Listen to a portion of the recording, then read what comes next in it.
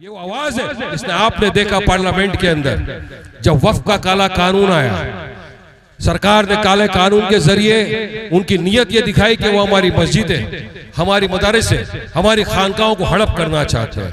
तमाम मुख्तलिफ सियासत पार्टी के नुमाइंदे थे, आपने चुन के भेजा, वो भी बैठे हुए थे, लेकिन सबके मुंह में दही जम गया था, किसी ने आवाज नहीं उठाई।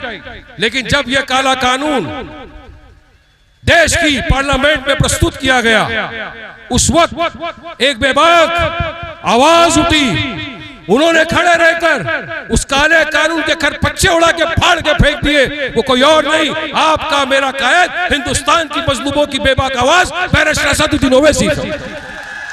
तो अगर हर शोबे पे हमारा जिम्मेदारान यहाँ मौजूद, मेरे दोस्तों और मेरे बुजुर्गों, मेरे भाइयों, मिथिलांचल की इस जमीन पर जाले में आप तमाम इतनी दूर से आए, इस धूप में हजारों की तादाद में यहाँ मौजूद रहे, ये इस बात की गवाही देता है कि आप अल्हम्दुलिल्लाह पूरी तरह दिलो जान से मजलिस को मोहब्बत करने लगे, मजलिस का साथ देने को तैयार है। आप साथ देंगे ना? थोड़ा आवाज से, बारिश तो नहीं है, थोड़ा सा मौसम खराब है, कुर्सी की पेटी बांध लो, मौसम बिगड़ने वाला है। अब बहुत सौ की नींद हराम हो चुकी है, पेट में दर्द हो चुका है। आप तमाम ने देखा किस तरह से असद ओवैसी साहब की क़यादत के अंदर अख्तर साहब के साथ हम लोगों ने जो सीमांचल न्याय यात्रा निकाली थी 24, 25, 26, 27 को, उसका रिजल्ट तो आप तमाम ने देखा कि किस तरह हजारों नहीं लाखों की संख्या के अंदर लोग जुड़े, सभाओं में आए, नुक्कड़ की मेरी जो मीटिंग होती थी ऐसा लग रहा था कि माशाअल्लाह बहुत एक बड़ी ग्रैंड पब्लिक मीटिंग जैसा हो गया था। हर तरफ 30 से ज्यादा नुक्कड़ मीटिंग की, मैं तो कहूंगा 30 से ज्यादा ग्रैंड सभाएं हो गई थी वो हमारी, इतना लोगों ने मोहब्बतों से नवाजा है। और ये काफिला जारी है, आज आपके बीच में है, आज जाले की सरजमीन पर आए हैं। इंशाअल्लाह मजलिस इत्तेहादुल मुस्लिमीन जिसको भी कैंडिडेट उतारेगी, उम्मीदवार घोषित करेगी, मुझे यकीन है कि जाले की मेरी आवाम पूरी तरह मजलिस का साथ देगी और उस उम्मीदवार को जिताकर बिहार की असेंबली में भेजेगी। क्योंकि आपने तो दिखा दिया है, पूरी दुनिया जानती है ना, एक बिहारी 100 नहीं 200 पे भारी है। ये दिखाना है अभी करके, क्योंकि आज तक आपके पास कोई विकल्प नहीं था। आप तमाम मुख्तलिफ सियासत पार्टियों को अपने वोटों से नवाजते आए, इख्तिदार की कुर्सी पर आकर बैठ गए, लेकिन जीतने के बाद कभी आपकी समस्याओं का हल नहीं किया, कभी आपके पीछे नहीं आए, ना आपके साथ खांधे से खांधा मिलाकर खड़े रहे, या आपके कोई काम में आप क्या। लेकिन मजलिस आपने देखा होगा किस तरह से 5 जीते थे, 4 चले गए, कौम की, मजलिस की, लोगों की पीठ में छुरा भोंक दिया। उनको तो जवाब दुनिया और आखिरत दोनों में देना पड़ेगा, क्योंकि लोगों ने मोहब्बत से नवाजा था, वोटों से नवाजा था, मजलिस की मोहब्बत में लोगों ने उनको जिताया था, मगर धोखा दिया। धोखेबाज की सजा तो नीचे तो आप देंगे ही, ऊपर भी उनको वो सजा भुगतनी पड़ेगी, याद रखना इस बात को। मगर उसमें एक वाहिद शेर ऐसा भी था जिसने सारे ऑफर ठुकरा दिए, कुर्सियां टुकरा दी, पैसे टुकरा दिए, सब कुछ टुकरा दिए, एक ही चीज के ऊपर खड़ा रहा कि नहीं, जिन लोगों ने मुझे मोहब्बत से नवाजा, वोटों से नवाजा, मुझे जिता के बिहार की असेंबली में भेजा, जिस जमात ने मुझे मोहब्बत दी, मैं उसका साथ नहीं छोड़ सकता। वो खड़ा रहा, आज भी खड़ा है हमारे साथ, आपके साथ, आपके बीच, और हर शोबे पे, हर जगह, चाहे बिहार की असेंबली हो, रास्ते पर हो, हर जगह हमारी आपके हक की लड़ाई लड़ा।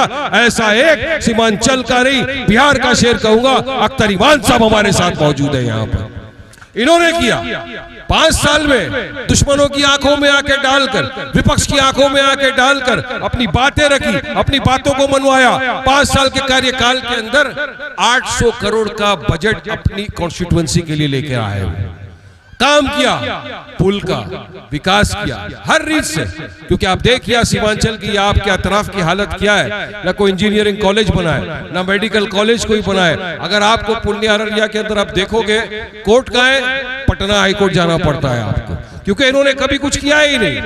लेकिन मजलिस काम में मानती है, मजलिस का एक ही काम है, और वर्क इज आवर आइडेंटिटी, हमारी काम ही हमारी पहचान है। और आप देखते हो इतनी दूर से 2000 किलोमीटर दूर से चलकर आपके बीच में असद ओवैसी साहब आए, तो अल्लाह सुब्हानहू तआला ने हर चीज से नवाजा है उनको। 5 टर्म के MP है, बुलंद आवाज है देश में मजलूमों की, दलितों की, पिछड़े हुए वर्ग की।